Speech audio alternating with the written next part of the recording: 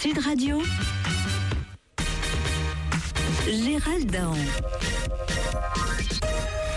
Les impôts, c'est un thème sur lequel vous avez voulu réagir ce matin, Patrick Bruel. Bonjour. Bonjour, c'est vrai que j'ai voulu réagir. Je suis tout en réaction. Tout ce débat autour des impôts, moi je trouve ça commence un peu à me révolter. Tu sais, j'ai envie de dire aux riches que s'ils ne veulent plus payer d'impôts, il y a plein de solutions. Ah bon, lesquelles par exemple?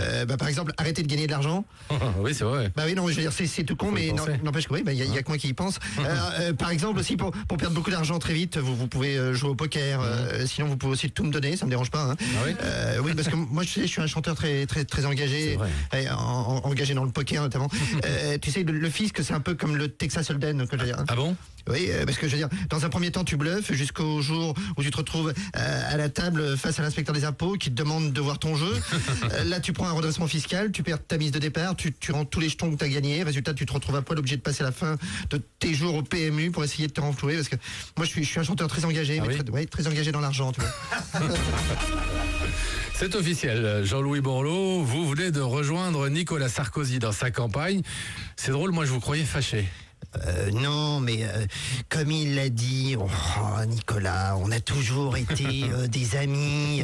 Tu sais, un ami, ça se lourde comme une merde et puis ça se reprend quand on a besoin. Quoi. Je veux dire, et puis, comme je dis toujours, avec Sarkozy, c'est comme pour le pinard. On revient toujours chez Nicolas. Faut dire qu'il a été persuasif aussi. Hein. Bah oui, on s'est retrouvés au bar des amis à Valenciennes. Et là, il m'a payé tournée sur tournée, entre deux Suzes, il m'a même promis Matignon, alors forcément je le soutiens. Ah c'est ça, il vous a promis le poste de Premier ministre. Non, la mairie de Matignon. C'est une petite ville dans les Côtes d'Armor, très sympa, ils font du bon chou-chêne.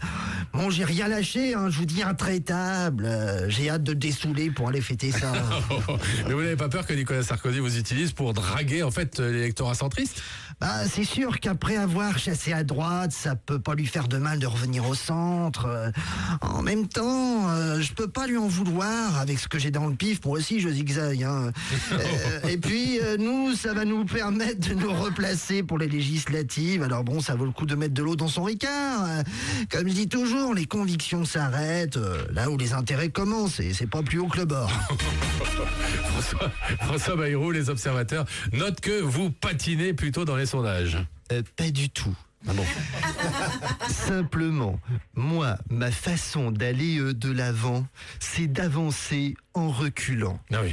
J'ai beaucoup d'espoir. Si tout va bien, bientôt je passerai derrière Jacques Cheminade. Ah oui, quelle ambition. Vous savez, je n'ai qu'un modèle en politique et il est américain. Barack Obama. Non, Michael Jackson. Comme lui sur scène, je fais du moonwalk dans les sondages. Hier, j'ai loué le Zénith. Vu le nombre de militants du Modem, j'aurais pu faire ça dans mon salon en poussant la table basse. Oui. Et du coup, vous n'êtes plus le troisième homme. C'est faux. Je suis toujours, le troisième homme. Au Modem, on est 3.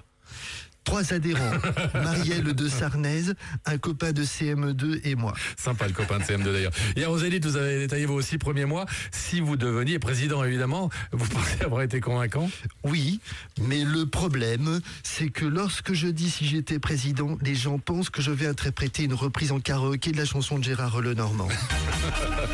Jean-Luc Mélenchon, bonjour. D'après les sondages, vous êtes désormais le troisième homme de cette campagne. Vous, le vrai, ça vous fait plaisir, je suppose. Mais taisez-vous, elle cabache. Non mais ça va pas bien là, dans ta caboche là. Hein. Tu te rends compte de ce que tu dis, boucre d'âne, imbécile heureux, Loufia des Deux-Sèvres, 14% d'intention de vote, mais ils sont complètement tombos quoi.